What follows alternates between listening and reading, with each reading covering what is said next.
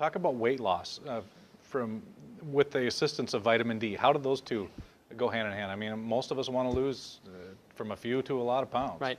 So with 70% of the country being overweight or obese, obesity is a hot topic, and weight loss is what everybody wants to accomplish with a shortcut. Yeah. Okay?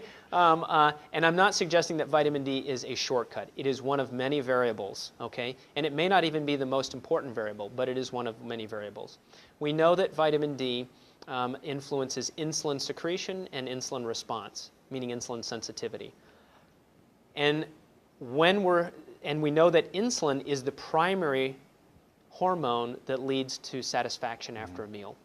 So that's why satisfaction of a meal takes about 20 or 30 minutes into the meal, because it takes that long for the food to get to the proximal part of your small bowel where the pancreas is, and it triggers the release of insulin. Insulin gets to your brain, and the brain says, whoa, okay, we're there.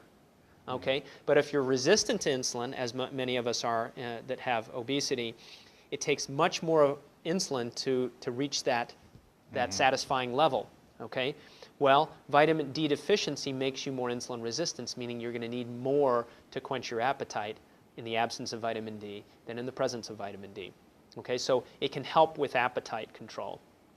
It also, the lack of vitamin D in fat cells promotes more storage of calories as fat.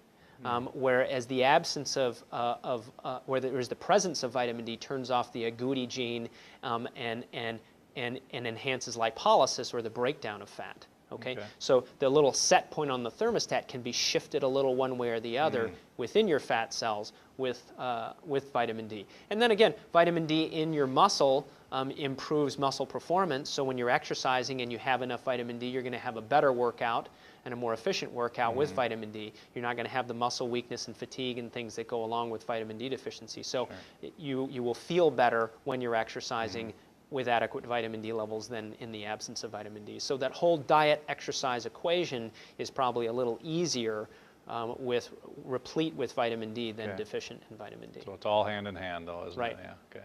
Good. Thank you. You're welcome.